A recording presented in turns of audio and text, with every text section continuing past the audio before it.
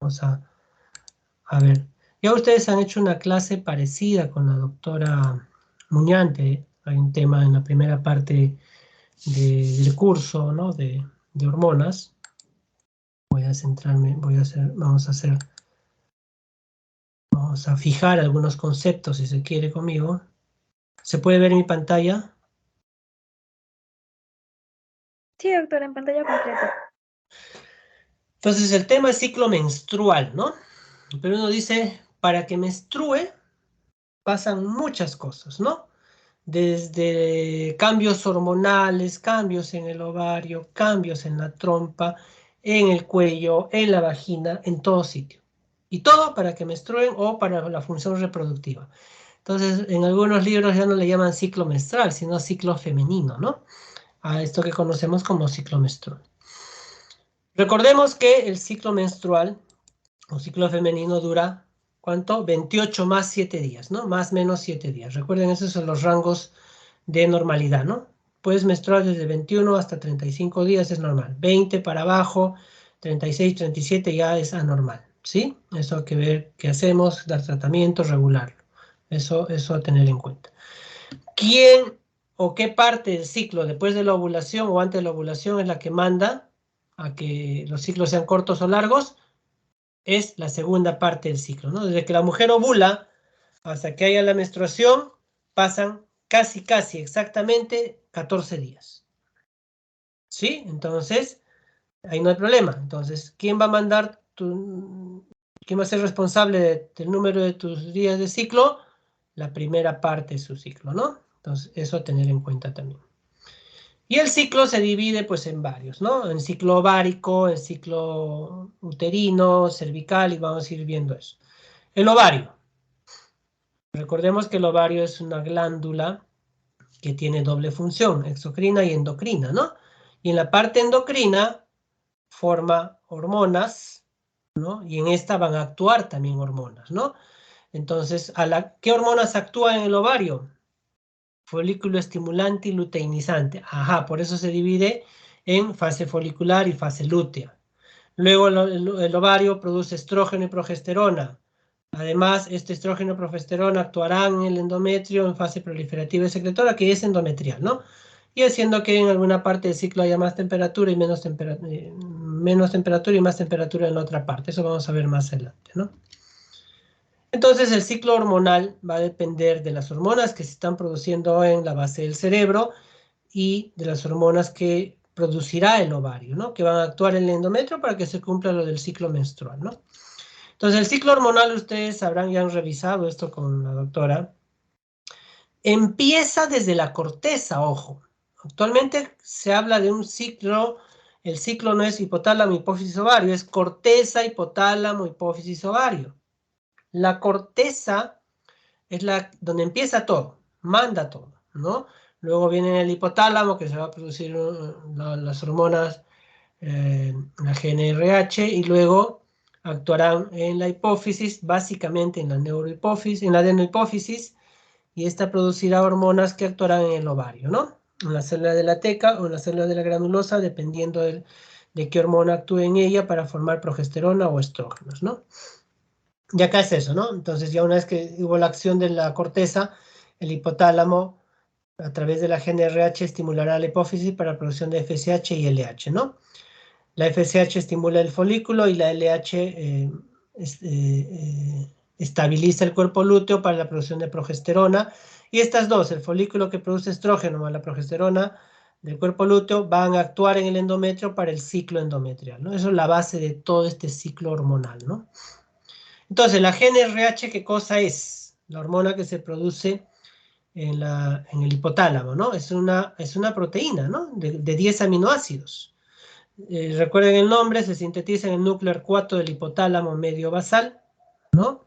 Y ojo, drena, ¿no? A través de los axones, a través del sistema portal hipotálamo hipófisis, así se llama, sistema portal hipotálamo hipófisis. ¿Hacia dónde? Hacia la hipófisis anterior, a través del plexo venoso portal. Entonces esta hormona va a llegar a la hipófisis anterior, ahí va a actuar, ¿no? Vida media hasta 4 minutos. Y siempre es de secreción pulsátil, ¿sí? La secreción de la GNRH es de secreción pulsátil. Acá vamos viendo, mira, pulso continuo, luego pulsos, si se quiere, discontinuos, ¿no? Acá, continuo y discontinuo. La primera fase del ciclo y la segunda fase del ciclo, ¿no? Si no se produce esto, va a haber anovulación, como vamos a ver más adelante. Frecuencias más altas de la secreción liberan LH y frecuencias más bajas FSH. Repito, si las frecuencias de liberación de la GNRH son más altas, se va a liberar LH en mayor cantidad. Y si son más bajas, folículo estimulante. ¿Estamos? ¿Por qué es importante esto? Porque hay una patología más adelante en otra clase que vamos a tratar conmigo también, que es el síndrome de ovario poliquístico.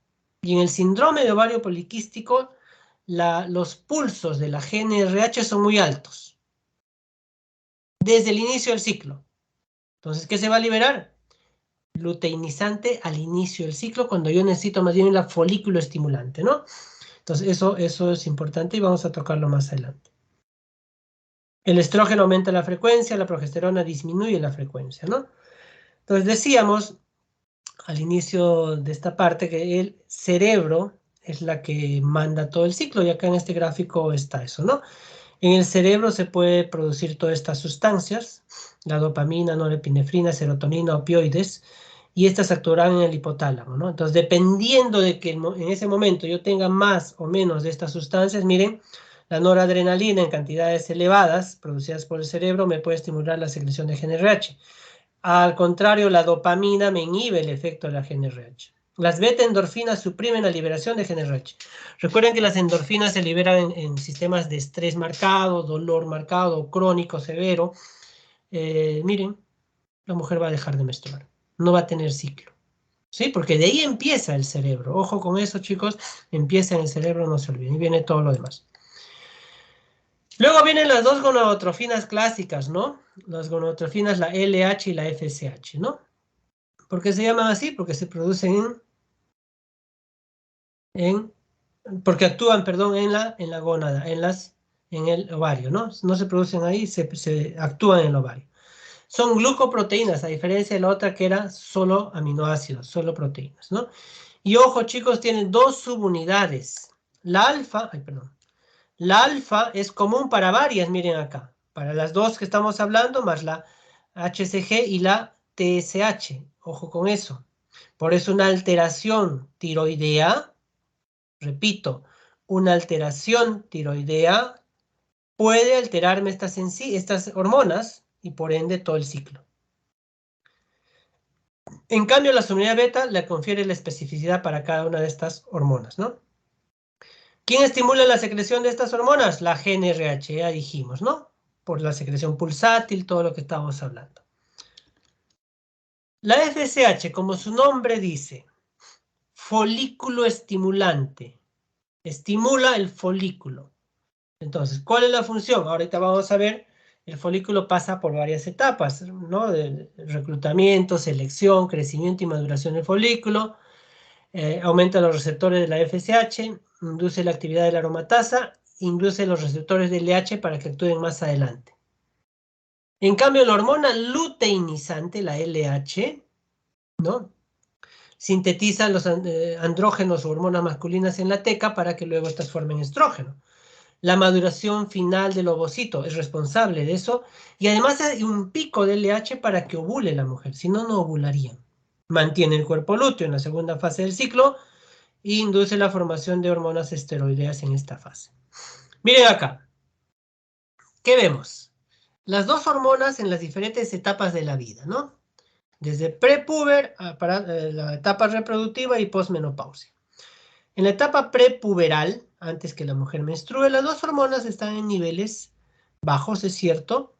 Ya les van a hablar más adelante que ustedes, las chicas hacen adrenar que a los 8 años su hormona, su glándula suprarrenal produce hormonas, por eso que ustedes tienen un desarrollo mayor a partir de los 8 años, de ahí se nivela. Pero ya en la pubertad, miren, ¿no? La LH y la FSH ya empiezan a elevarse, ¿no? Incluso por picos. Y por último, en el climaterio, recuerden eso.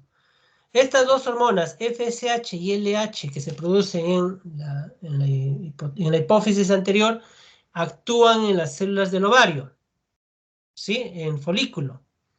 Si ese ovario ya no funciona, en el caso de las mujeres en menopausia, ya no funciona el ovario, las células ya no funcionan, la FSH va a seguir produciéndose porque esta se produce arriba, ¿sí? Arriba no hay problema. Pero como no tiene dónde actuar en el ovario, se queda circulando. Por eso es que estas dos hormonas se elevan en el climaterio. Ojo con eso, recuerden eso, chicos, este cuadro es básico. La LH y la FSH se elevan en el climaterio. A mí me interesa más la FSH. La folículo estimulante nos da el diagnóstico de climaterio, es más, ya les habrán dicho, creo que han tenido una clase de eso. ¿Sí? Mayor de 30 ya estás en climaterio. De FSH, ojo, FSH. ¿Por qué? Porque se queda circulando en el cuerpo. Se queda circulando. No hay dónde actuar en el ovario y se queda circulando en tu sangre y se mantiene elevada en el cuerpo. Además hay otras hormonas que se producen también, la inhibina, como su nombre dice, inhibe la secreción de la folículo estimulante, es producida en la célula de la granulosa del folículo. La activina estimula la actividad del FSH también. La folistatina inhibe la activina.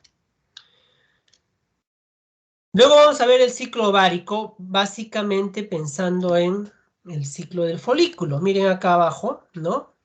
El folículo madura, luego ustedes ovulan, luego viene la fase lútea, ¿no? Entonces, pasa por varias etapas, fase folicular, periodo ovulatorio y la fase lútea en el ovario, ¿no? El ovario, decíamos, pues es una glándula, ¿no? Que tiene doble función y va a generar básicamente hormonas para las diferentes actividades de los genitales internos, ¿no? La unidad funcional del ovario es el folículo ovárico, que tiene el ovocito y la célula granulosa, la célula de la teca rodeándola, ¿no? Eso ya vamos a ver ahorita. Recuerden que biológicamente dijimos que estas se forman de las células germinales primordiales que van a migrar hacia la cresta genital, ¿no? Y a la octava semana se inicia la meiosis y a las 16 semanas ya están formados los primeros folículos primordiales, ¿sí? En el futuro ovario, ¿no? A través de mitosis, meiosis, ¿no? Se van desarrollando estos folículos, ovocitos primordiales, y se dice que más o menos entre las 18 a 20 semanas, eso lo dijimos también, hay aproximadamente de 5 a 7 millones, o sea, 6 millones de células germinales en esos ovarios, ¿no? Células germinales en esos ovarios. 2/3 ovocitos primarios y 1/3 ovogonias. Y ahí termina el séptimo mes la mitosis de las ovogonias. Este cuadro también lo hemos revisado conmigo, este que está acá al costado, el grande, ¿no? Recuerden que tenía sus puntos de corte, el desarrollo del ovocito, ¿no? En cuanto a su meiosis 1 y meiosis 2, para recordar, en la meiosis 1 se quedaba en profase en diploteno y en meiosis 2, eso en fetos, ¿no? 18 a 20 semanas, hasta la pubertad que vuelve a dividirse hasta entrar a la segunda meiosis y se queda en metafase, ¿verdad? Y en metafase se queda hasta que sea fertilizado. Si no es fertilizado, simplemente no completa la maduración, ¿no? Entonces, los hijos que tengan, solamente esos ovocitos van a ser fertilizados. Y eso lo hablamos ya en la clase anterior, ¿no? Acá, este gráfico del costado me habla de la pérdida ovocitaria. Ojo, chicas, ojo con eso, ¿no? Si bien decimos que el feto tiene millones de millones, al nacer hay 2 millones aproximadamente, ¿no? Y a la pubertad llegan 400.000 en promedio. Una mujer ovula 400 aproximadamente. Pero conforme pasan los años, la pérdida ovocitaria es rápida en la mujer, rapidísima, ¿no? Acá vemos en este gráfico de abajo y el de costado cómo es la pérdida ovocitaria. Pierden muy rápidamente sus ovocitos conforme pasan los años, ¿no? Por eso que ya entre 45 a 50 años prácticamente ya no hay ovocitos para fecundación, fertilización, ¿no? Y esto recuerden también, este gráfico les mostré la vez pasada, es la maduración ovocitaria de acuerdo a las clases, hasta clase 8, ¿no? Ustedes ovulan con la clase 8, que es un ovocito de 20 milímetros de tamaño. 20 milímetros de tamaño. No empieza de microscópico. Y para recuerden algo acá, hay una frase preantral y antral, que es hasta clase 4, clase 5. ¿Por qué estoy repitiendo esto? Porque en esta clase es que se quedan, cuando hablemos más adelante de en otra clase de síndrome de ovario poliquístico, se queda en estas clases nada más, ¿ya? No es lo mismo, ojo, decir folículo primario, secundario, terciario que ovocito primario, ¿no? Ojo con eso. Folículo, en folículo es lo que rodea al ovocito, recuerden eso, ¿no? Hay folículo primordial, primario, secundario, terciario y el de Graf, que es el preovulatorio, ¿ya? Miren, los tres primeros son independientes de folículo estimulante, ¿no? Actúan mecanismos introváricos y de ahí ya el folículo, la hormona actúa en ellos para producir hormonas en las primeras etapas de este crecimiento, ¿no? Miren acá, vemos otra vez. El folículo primordial, microscópico, el preantral, el antral, ¿sí? Ya tiene una cavidad, por eso se llama antral, preantral. Y ya el preovulatorio o el de Graf, que puede llegar a 2 centímetros de tamaño, que ya tiene todas las características de un folículo preovulatorio, ¿no? Con el ovocito, la zona pelúcida, el cúmulo somóforo, todo lo que hemos hablado la vez pasada, ¿no? Y además aparecen acá las células de la teca, ¿no? Y de la granulosa, que vamos a hablar más adelante.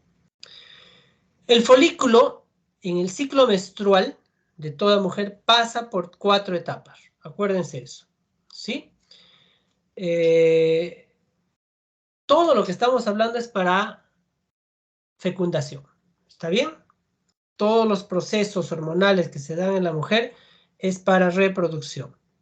Entonces se prepara el ovario para eso también. Entonces, ¿qué va a hacer primero? Va a reclutar varios folículos. De estos están reclutados, ojo, se recluta antes de tu regla en el ciclo anterior todavía. En la parte última de tu ciclo anterior, antes que menstrues, ya se está dando el reclutamiento de los folículos. Ojo, es en otro ciclo, ¿eh? En el ciclo anterior. Empiezas a menstruar, se da la selección folicular. Y de ahí la dominancia tardía, con maduración final del ovocito. Repito entonces, de las 4 fases, el reclutamiento se da en tu ciclo anterior. Antes que menstrues 5 a 6 días antes de la regla, ya se reclutaron. Menstruas, empieza tu selección. Y acá está ese cuadro. Más adelante, ¿no? Se reclutan en la fase lútea tardía, ¿no? Acá está. El folículo dominante escapa a la atresia, es uno que va a dominar a todos los demás, va a tener una mayor vascularización, la teca va a funcionar mejor con las células granulosas que forman hormonas. La folículo estimulante induce receptores del luteinizante, porque ustedes recuerden, para que la mujer ovule, tiene que haber un pico de LH. 12 horas antes de la ovulación, tiene que haber un pico de LH, ¿no? Y en este cuadro van a entender lo que les estoy diciendo. Acá está menstruando, acá empieza la regla, acá donde está la sangre abajo, ¿sí? Ahí empieza la regla en adelante. Días antes, repito, 5 días en promedio antes de la regla, ya se dio el reclutamiento. Se calcula entre 20 a más folículos en cada ovario, son reclutados, entran en crecimiento. Empiezas a menstruar, ya se empieza el proceso de selección. Van creciendo todos, pero uno de ellos va ganando a los demás. Uno de ellos va ganando a los demás. ¿Sí? Luego, ya la dominancia. Ese que ganó a todos se hace más grande cada vez, y el resto se va atrofiando o atreciando, ¿no? Eso se llama fase folicular media. Y por último, antes de la ovulación, ya el folículo se hace casi de 2 centímetros, todos los demás atróficos, y ahí empieza y viene la ovulación. Estos folículos seleccionados producen estrógeno en este momento, ¿no? Porque es la primera fase del ciclo, recuerden, ¿no? Entonces los folículos producen estrógeno para actuar ¿dónde? En el endometrio para la primera etapa del ciclo endometrial, que es la proliferación, ¿no?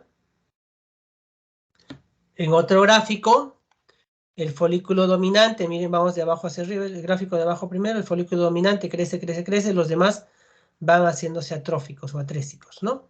Y esto gracias a la acción de la folícula estimulante que empezó unos días antes del ciclo, ¿sí? Ojo con esto, no se olviden. ¿Qué tiene que haber para que la mujer ovule? 4 cosas. Acá va, vamos de arriba hacia abajo. Lo primero, un pico grande de LH. Un gran pico, por eso se llama de pico. 12 horas antes de la ovulación. Una elevación de la GnRH, no es tan alta. Elevación del estrógeno, muchachos. Y elevación de la folícula estimulante. Entonces, repito, 4 hormonas participan en la ovulación. La primordial, la más básica, pico de LH. Elevación de GnRH, elevación de estrógeno, elevación de FSH y después ovulas. En esta línea punteada es que ovula la mujer. No se olviden de eso. Entonces, aumento de estradiol a mitad del ciclo, pico de LH, esto ya lo dije, ¿no? Ya eso voy a pasar. Y esta es la ovulación que también se los mostré en un gráfico, ¿no? Va a aparecer el estigma en el ovario y luego va a romper el folículo, va a romper esa zona del estigma y saldrá el folículo, ¿no? Va a protruir. ¿Y qué sale en ese acompañando al ovocito? La zona pelúcida, la corona radiada y parte del cúmulo óforo, ¿no? Eso lo tiene muy claro. Zona pelúcida, corona radiada y cúmulo óforo. Y una vez que ovulaste, esto que quedó, el folículo, ¿sí? Va a formar el llamado cuerpo lúteo o cuerpo amarillo, ¿no? ¿Por acción de quién? De la hormona luteinizante. Esta hormona va a hacer que haya una gran vascularización en esto que quedó, en esta cápsula, si se quiere que quedó, ¿ya? Luteiniza las células de la teca y de la granulosa para que éstas, a través del colesterol, formen progesterona. Ojo, ya no estrógeno progesterona, que eran las que formaban la célula teca y granulosa, ¿no? Esas forman estrógeno y progesterona, no. Acá esas mismas células que van a ser luteinizadas formarán progesterona, básicamente. Entonces vemos aquí en el gráfico que se hace una pared gruesa, bastante irrigada, ¿no?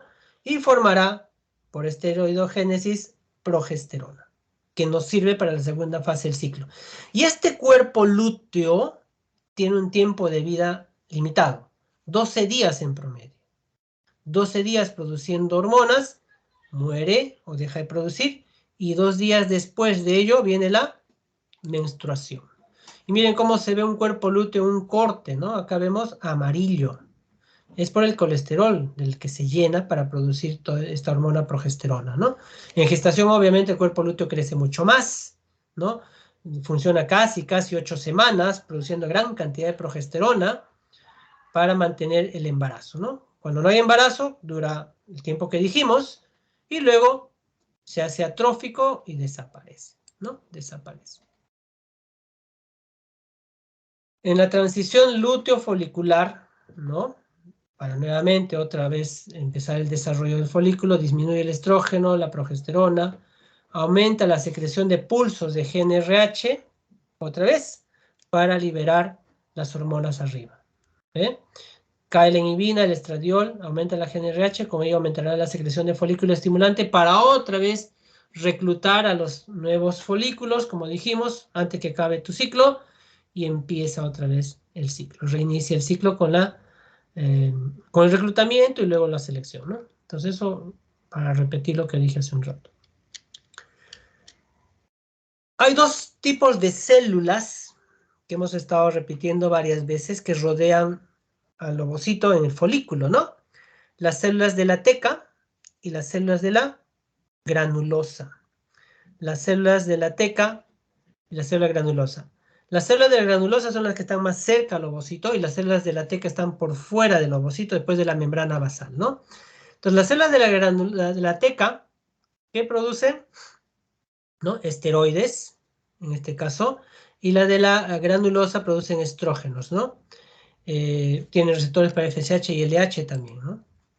Recordemos este gráfico que probablemente ustedes lo han estudiado en bioquímica, ¿no? Este es un gráfico de formación, un gráfico de esteroidogénesis, ¿no? Del colesterol, recuerden, del colesterol, a través de varios pasos que estamos viendo acá, es que se forma el estrógeno, si se dan cuenta. ¿Sí? Se forma la testosterona, androstenediona, que son hormonas masculinas, y el estrógeno, ¿sí? Del colesterol en las células, ¿no? Por dentro. Mira, acá se forma progesterona por un lado, hidroxiprogesterona, y a través de aromatización de la androstenediona se formará testosterona y estradiol. Donde, en las células de la teca, la primera parte, ojo, progesterona y andrógenos, o sea, hormonas masculinas en las células de la teca, dijimos, y estas hormonas masculinas pasarán a la célula granulosa para formar, ¿qué? Estrógenos a través de aromatización. Miren la importancia de saber esto, ojo, de las hormonas masculinas se forman las hormonas femeninas en la célula de la granulosa. Entonces, resumiendo, en la célula de la teca se forman andrógenos, es decir, hormonas masculinas que toda mujer debe tener, testosterona, androstenediona. La granulosa, en la célula granulosa se forman estrógenos, básicamente el estradiol y la estrona. Y bueno, en el cuerpo lúteo ya dijimos la progesterona, ¿no? Entonces esas dos hormonas a recordar. Esta es en grande la parte final de la esteroidogénesis, ¿no? De la androstenediona y testosterona por aromatización se forma estradiol y estrona. Acuérdense de eso, por favor. O sea, de hormonas masculinas que son la androstenediona y la testosterona se formarán estradiol, que es la hormona femenina por excelencia, más el estrona. ¿Ya? ¿Qué otras hormonas va produciendo el ovario? ¿No? Vamos a pasar acá. Vamos a repasar rápidamente. El estrógeno, ¿no? Inhibe la actividad hipotálamo hipoficiaria. En el útero, ¿qué hace el estrógeno? Participa en el crecimiento del útero, proliferación endometrial, produce el moco cervical fluido, hace que la vagina tenga cierto trofismo, por eso que cuando no hay estrógeno en mujeres de más edad, la vagina se atrofia, recuerden eso, y es muy importante como médicos enseñar a nuestros pacientes. Yo trato de explicar a las pacientes, ¿no? Recuerden ustedes que la piel de la vagina es como nuestra piel, solamente sin queratina, ¿no? Es tal cual, también del cuello, que tiene más o menos 25 capas de células entre la basal, parabasal, intermedia y superficial. En climaterio pierden casi todas las capas y se queda con la basal y unas cuantas de la parabasal. 3 a 5 capas de células de lo que tenía 25 capas. Eso es la atrofia endometrial. ¿Por qué es eso? Porque ya no hay estrógeno en ellas. Y eso produce molestias en la mayoría de mujeres, en casi todas. Manejo local con estrógeno, ¿no? También es responsable de los caracteres sexuales secundarios, distribución de grasa en las chicas. Ojo, otro dato importante del estrógeno. Participa en la retención ósea de calcio. Se habla que el estrógeno actúa muy bien hasta los 35 años para que ustedes capten el calcio en sus huesos. Si ustedes no han captado calcio en sus huesos hasta los 35 en promedio, de ahí es bien difícil que capten. O sea, tú vas a empezar de los 35 en adelante a descalcificarte muy rápidamente. Ojo, esto en las chicas, en varones no va esto. ¿Ya? Y eso, miren, si ya de 35 para arriba te estás descalcificando, te imaginas cuando llegas a los 45 o 50 que ya no hay estrógeno, prácticamente el calcio que estás tomando o consumiendo es para que no hagas osteoporosis nada más. ¿Sí? Por eso hay que tomar como antirresortivo, porque la resorción ósea es brutal, muy rápida cuando no tienes estrógenos en el cuerpo. Ojo con eso, dato importante, por eso que las mujeres en climaterio ya han hecho clase de eso, si no me equivoco, hacen osteoporosis, osteopenia, ¿no?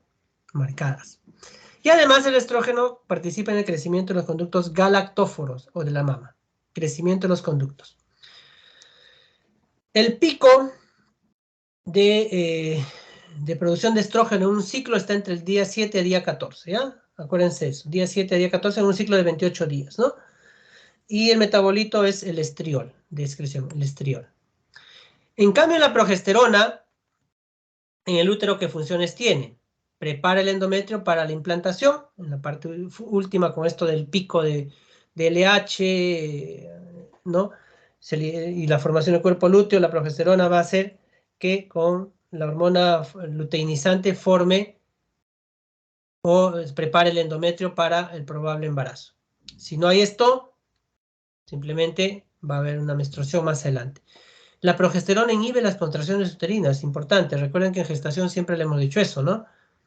Hay tanta progesterona en las primeras semanas de embarazo por ese cuerpo lúteo que hace que el útero no se contraiga, porque si no, imagínense, está siendo estirado por un saquito con algo extraño adentro, lo lógico es que haya contracción. Inhibe eso y aumenta la viscosidad del moco cervical. Ojo, la progesterona también aumenta la temperatura basal, ¿ya? En la segunda fase del ciclo. Estimula la formación de vello púbico y clítoris y estimula el crecimiento de los alvéolos de la mama. El estrógeno era de los conductos y la progesterona de los alvéolos. El pico de secreción de progesterona el día 21 del ciclo, en un ciclo de 28 días, repito, y su metabolito el pregnandiol. El pregnandiol, ¿ya? Eso como datos clave que ustedes tienen que saber. Este gráfico les pongo para entender algo, ¿no? Lo he visto en varios exámenes, no necesariamente pregrado se les va a tomar esto, pero lo he visto hasta en posgrado. Pero es para confundir, ¿no? Porque si tú ves este gráfico, uno ve, pues, ¿no? Uno ve en valores y ves, pues, ¿no? Que el estradiol se libera 380 en preovulatoria, pero es 380 microgramos. El estrona 350 microgramos. Si yo les preguntara a ustedes, chicos, de estas hormonas, de toda la lista, ¿cuál se produce más en un ciclo menstrual? ¿Cuál sería la respuesta? Ah, fácil, pues, doctor, la que se produce en miligramos, pues, ¿no? Y de esa, la que se produce en miligramos, la progesterona es brutalmente alta, ¿no? O sea, no hay comparación de miligramos con microgramos, porque lo he visto en varios exámenes y los confunden, ¿no? Te ponen 380 y ya, pues, ¿no? O leíste este cuadrito y no leíste bien sus microgramos con miligramos. La progesterona es la hormona que más, esteroide sexual que más se produce en todas las etapas del ciclo menstrual. Ojo, en todas las etapas. ¿Ya? Eso como dato para tener en cuenta. Esto pasamos. Resumiendo, ya solo en el ovario, la función de estas dos gonadotrofinas, ¿no? La FSH recluta, selecciona y participa en el crecimiento y maduración. La LH termina la maduración, participa en la ovulación con ese pico 12 horas antes de la ovulación y mantiene el cuerpo lúteo. ¿Sí? Eso es como resumen de lo que hemos hablado. Hay otras hormonas, decía en el ovario, como la más importante, vamos a hablar, la inhibina, la activina y la folistatina.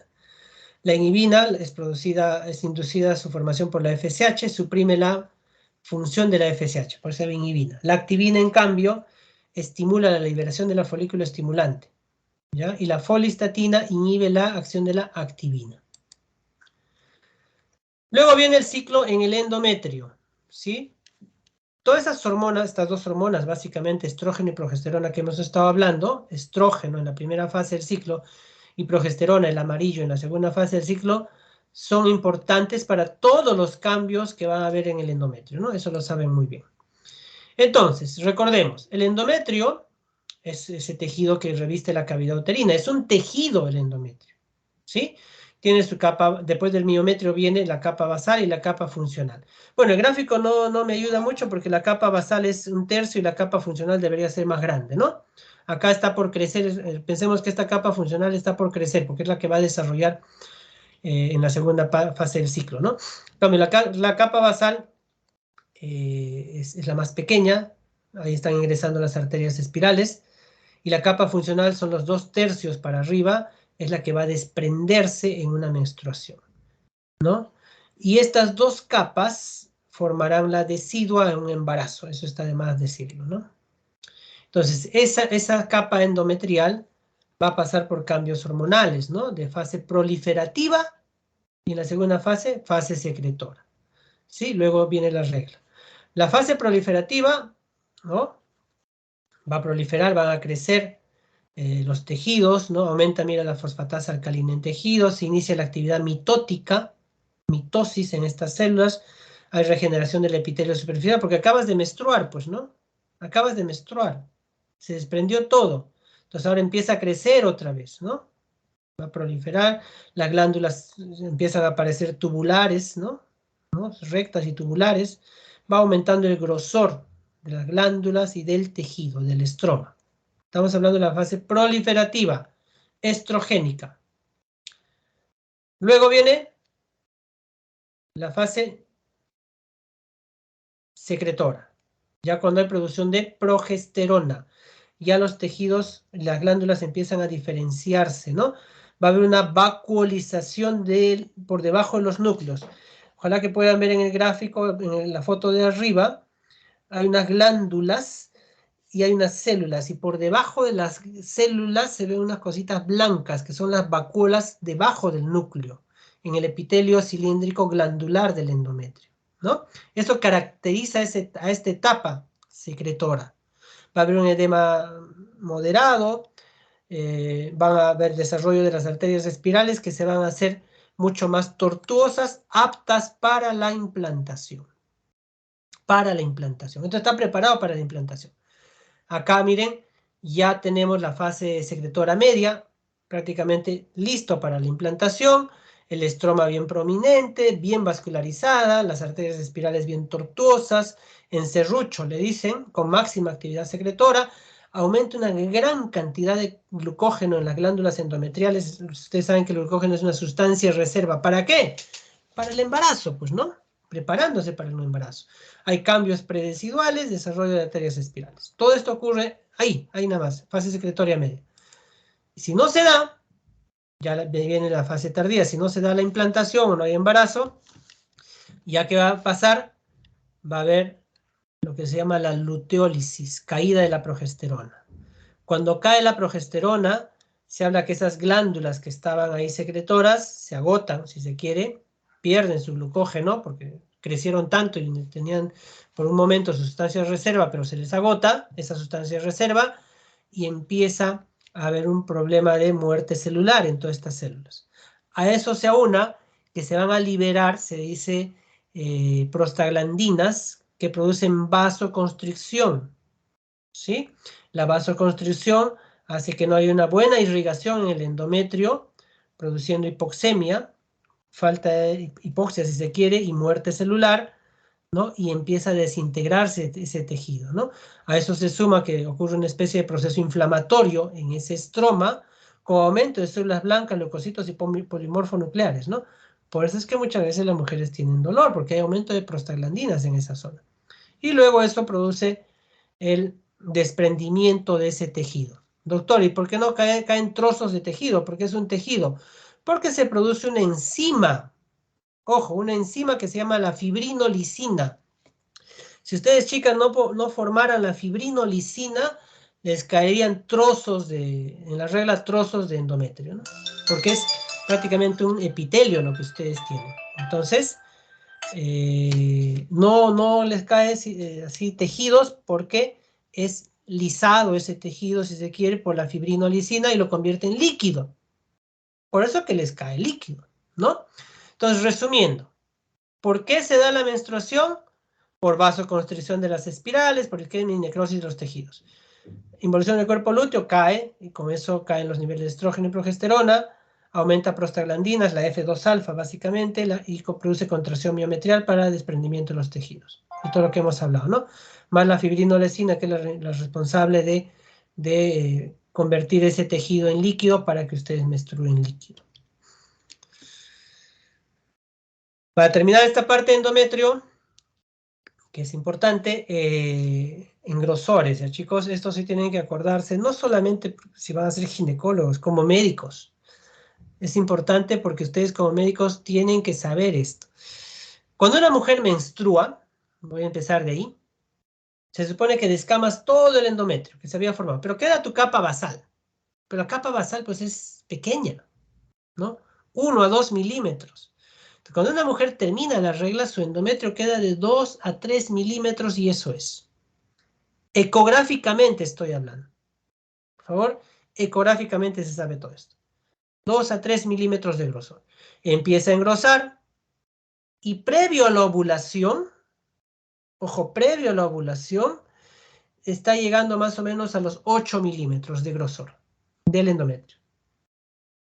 Y cuando no hay embarazo, vas a menstruar en promedio con 16 milímetros de grosor. Repito, 16 de grosor, todas las mujeres menstruan. Entonces, si ya te hacen una ecografía y estás de 16, ya va a menstruar, señorita. ¿Sí? Eso es lo que sabemos. Pero, ¿qué sucede? Pongo un ejemplo, ¿no?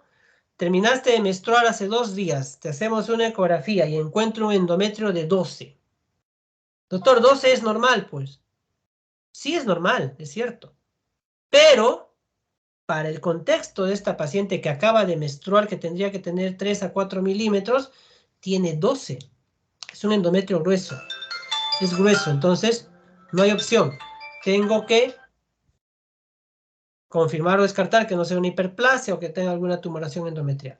Ojo con eso, hijos, chicos, está muy grueso. ¿Sí? O tu endometrio premenstrual está de 22, 23, demasiado grueso. Estas mujeres menstruan mucho, con mucho dolor, con coágulos, porque es muy grueso, no permite la acción de todos los factores que hemos hablado para la regla, la fibrinolicina va a quedar chica y van a tener problemas, ¿no?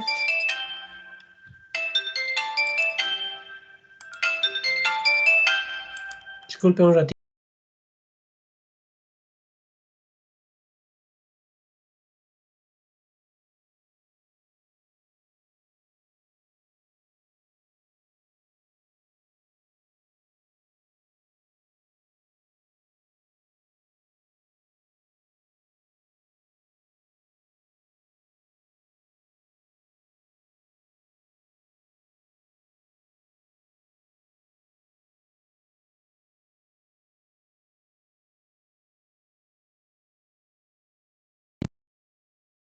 Disculpen, chicos. Pongámonos que vas a menstruar previo a la regla y te encuentran 22, 23 milímetros, decía, ¿no? Si normalmente es 16, máximo 18. Te encuentran muy grueso, también lo mismo, ¿no? Hay que pensar en una patología endometrial. Si eres joven, hiperplasia endometrial. Ya estás llegando a climaterio, hasta cáncer endometrial, ¿no? Entonces, mucho cuidado con eso, ¿no? Si están recibiendo métodos anticonceptivos, lo normal es que el endometrio sea más delgado. Eso es normal. Ojo, hormonales, ¿no? Hormonales. ¿Ya? En el climaterio, ya dejaste de menstruar, de todos modos, hay que hacer los controles, el endometrio debe mantenerse por debajo de 5 milímetros, igual o menor de 5 milímetros, ¿sí? Tiene 60 años la señora, puede que no esté sangrando, ¿sí? Ni manchitas, nada, pero le hago un control y le encuentro 12, 13 milímetros. Es un endometrio grueso. Lo más probable es que sea cáncer, o hiperplasia o cáncer.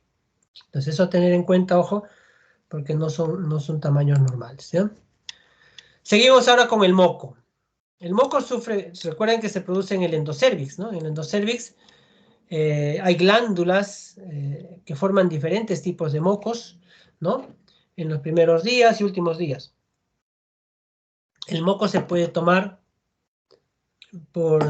a veces cae por debajo de vagina, o a veces hay que hacer una prueba con hisopo y tomar ese moco, ¿no? Para evaluación. Perdón, voy a retroceder. Del día 1 al día 7, o sea, ahí nada más en las reglas, es que te durara 2, 3 días, es viscoso, no hay actividad estrogénica, no forma helechos, nada, ¿no? Ya de ahí en adelante, ¿no? El moco tiende a hacerse un poquito más viscoso cada vez, se llena de líquido, de cloruro de sodio, se hace más transparente, cristalino, permeable a espermatozoides en los días de ovulación, ahorita vamos a ver por qué. Y hay de dos tipos, moco tipo L y moco tipo S, ¿no? Estos dos mocos, ojo, son producidas por las glándulas del mismo nombre, glándula L, glándula S, del endocervix, ¿no? Y viendo lo más importante, si se quiere, la función. Es filtro biológico atrapando espermatozoides malformados y de baja calidad. Y las de tipo S, función. Permite la migración espermática rápida, transporta espermatozoides filtrados por el otro moco. Capacitación espermática. Ese es el término. Los dos mocos son responsables de la capacitación espermática, parte de la capacitación, y que este espermatozoide progrese o no para una gestación probable. Miren, y el día de la ovulación hay un moco especial de tipo P, ¿no? Una glándula P, obviamente, se produce en la cripta de la parte final del cervix, ¿no? Y es el que le da la filancia mayor, ¿no? Y hay tipos de P también, P6, P2, Ya no vamos a entrar mucho en esto. La cosa es que tienen la función esta de que el moco sea líquido para que favorezca el transporte de los espermatozoides, ¿ya? Sea líquido, básicamente el moco. Existe un moco tipo G, esto ya por acción de la progesterona. Entonces, en cristiano, fácil recordar. Progesterona, después de la ovulación. Más allá, no hubo embarazo, se forma, o hay embarazo, también se forma en los dos casos, ¿no? Recuerden, la progesterona, miren lo que va a hacer. El moco se hace denso, impenetrable, espermatozoides, rico en inmunoglobulinas, enzimas, ¿no? No va a cristalizar y obviamente es un factor protector para esta mujer. Y si es un embarazo, mucho mejor. La progesterona va a hacer que ese moco sea denso y actúa como factor protector para que no ingresen ni microorganismos ni espermatozoides más.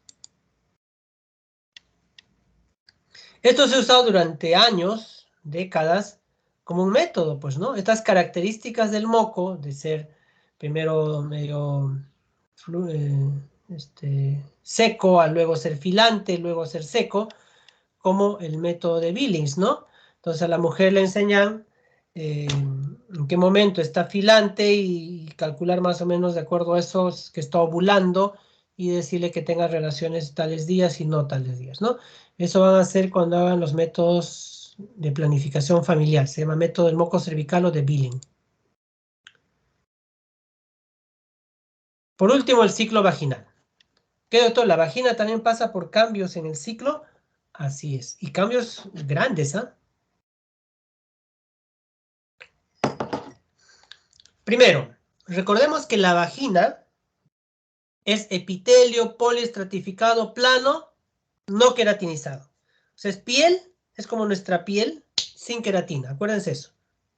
Tiene capa basal, intermedia, basal para basal, intermedia y superficial. ¿Ya? Pero acá lo ponen como basal nada más. Pero es basal para basal, intermedia y superficial. Es poliestratificado plano, no queratinizado. Es un epitelio, chicas, chicos. No es una mucosa. Creo que me canso de repetir eso y a veces no me hacen caso. Para que sea una mucosa, un epitelio debería tener glándulas propias que la lubriquen. Y la vagina no tiene. Dígame, ¿dónde tiene la vagina una glándula propia? No tiene, no existe. Hay en el cuello, hay en el introito de la vagina, ¿no? Las glándulas Ken, Bartolino. No existe. Es un epitelio por eso. Entonces no es una mucosa. Entonces lo que utilizan en términos de mucosa vaginal están completamente errados. Porque no es una mucosa, ¿sí? Pero es hecho común, pero igual, si ustedes quieren hablar con propiedad, utilicen el término epitelio vaginal, que yo sí lo hago. El epitelio vaginal, ojo, acá hay unos gráficos sacados del libro, en la que vemos, vamos a la de arriba primero, chicos. Lo que hace un rato les expliqué, recuerdan que el epitelio de la vagina requería de estrógenos en toda la etapa de la vida, y si no había estrógenos, venía un problema de pérdida de tejidos. Acá está, miren. Vamos en la primera, Tiene todas sus capas, basal, parabasal, superficiales. ¿No? Por acción hormonal cuando son jóvenes. Pero cuando ya están 45 para adelante, ya sería la cuarta columna. Y en la quinta columna solo hay basal y parabasal. 4 o 5 capitas de células. Miren, se perdieron todas las demás capas. Este epitelio último de este gráfico de arriba es lo que se presentaría en una mujer en climaterio. Ya no hay hormonas, se pierden todos los epitelios. ¿Sí? Eso para empezar. Vamos a la de abajo. Abajo sí es en una mujer en edad fértil, ¿ya? Mujer, todas ustedes chicas en edad fértil. A pesar de eso, de que hormonalmente están bien, miren, los epitelios cambian, ¿ya? Se habla que en la primera, en el inicio del ciclo, al inicio del ciclo tienes tu capa basal y parabasal. Y la superficial casi no hay o está delgadita. En la mitad del ciclo recién se manifiesta un epitelio superficial un poquito más grueso con glucógeno y todo. Y después de eso, casi cercano a la regla, se pierde ese epitelio superficial y solo te queda tu estrato intermedio. Ojo, estamos hablando de una mujer en edad fértil. Hay descamación epitelial. Es normal por eso que haya flujos, por descamación epitelial. Así como descama nuestro epitelio cada mes y medio, 2 meses normalmente, en vagina esto es más más rápido, si se quiere, por el influjo hormonal. Miren, es cada mes hay una descamación epitelial, normal en todas las mujeres. Ojo con eso. Y basado en eso, hace años se hacía esta prueba, este examen para demostrar en qué fase del ciclo vaginal estaba la mujer y si producía o no hormonas o no. Cuando estaba en fase proliferativa por acción de estrógenos, las células eran grandes, eosinófilas, gran citoplasma, tenían glucógeno, ¿no? Eran grandes y estaban así bonitas, separadas, como vemos en el gráfico del costado. En cambio, en la fase de progesterona, en la segunda fase del ciclo, ya al haber la descamación, ¿no? Perdían la capa intermedia y perdían el glucógeno, las células se tornaban basófilas, ya no eran eosinófilas, el núcleo más vesicular, se disponían en grupos, se pegaban las células, y esto recibió un nombre, ¿no? El primero era colpocitograma limpio, porque se veían las células bonitas, limpias, y este del costado, como ven claramente, es un colpocitograma sucio, porque estaban aglomeradas y captaban los pigmentos de diferente modo, ¿no? Entonces yo demostraba con esto que acá había fase estrogénica en la primera y en la otra, en el sucio, el colpocitograma sucio, fase de progesterona, ¿no? Y esto resumiendo lo dicho, ¿no? Se veía así estos cambios. Ojo, repito, esto es en una mujer en edad fértil, en todas ustedes chicas que son jóvenes. Pasa por todos estos cambios. Incluso se enseñaba que la toma de muestra para este colpocitograma tenía que ser en el tercio superior de vagina y si es posible en las paredes laterales. Tercio superior de vagina, paredes laterales, ¿no? Para sacar una buena muestra para demostrar todo lo dicho. Y para terminar, todos estos cambios de progesterona se manifiestan también, dijimos al inicio, en cambios de temperatura, ¿no? Que durante años se ha usado para un método de abstinencia periódica, de planificación familiar, así como el método de Billings. Esto también es un método de abstinencia. Ya les enseñarán, pero rápidamente. La mujer debe controlarse su temperatura desde que empieza a menstruar todas las mañanas. Todas las mañanas. Puede ser oral o puede ser temperatura axilar. Todas las mañanas, a la misma hora, sin levantarse, obviamente sin tener fiebre, nada. Y van a ver que tiene una basal. El día de la ovulación va a elevarse de 0.6 a 0, en promedio 0.8 grados centígrados. Si tenía una basal de 36,4 va a tener 37 y se va a quedar por ahí. Hasta que termine el ciclo. Esto se llama un ciclo bifásico, 2 fases de temperatura. Esto demostraba que la mujer ha ovulado. Ojo, esto utilizaron durante mucho tiempo los colegas que hacen fertilidad, ¿sí? Porque antes no había cómo demostrar, imagínate hablando 30 o 40 años antes. El único modo de demostrar que la mujer estaba ovulando. Y se usó y se usa como método de abstinencia periódica. Ya, yo sé que ese día elevó la temperatura, ese día ovuló. Se controla 3 ciclos y se le enseña qué día ovuló y qué días no debe tener relaciones, ¿no? Eso van a ser en ciclos, en la clase de planificación familiar. Muy bien, chicos, eso es a grandes rasgos todo el ciclo femenino, ¿no? Si tuvieron alguna pregunta.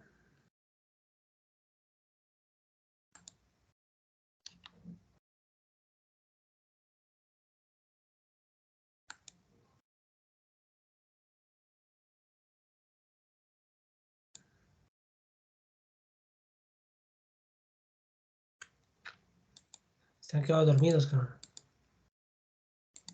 Parece que no hay. Despierten. No he entendido o he entendido todo. Ojalá que sea lo segundo. Muy bien, chicos. Tratado de que sea completo, complementando algunas cosas que ya han hecho ustedes en la otra clase. Y ya forma parte del tercer parcial eso, pues, ¿no? Entonces, estudien para el parcial. Ya estaremos conmigo encontrarnos el miércoles. Gusto de verlos o escucharlos. Cuídense. Gracias, doctor. Buenas tardes. Hasta luego.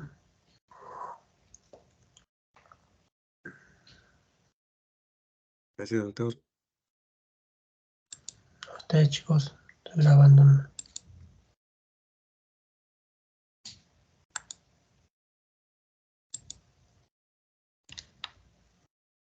Ya está.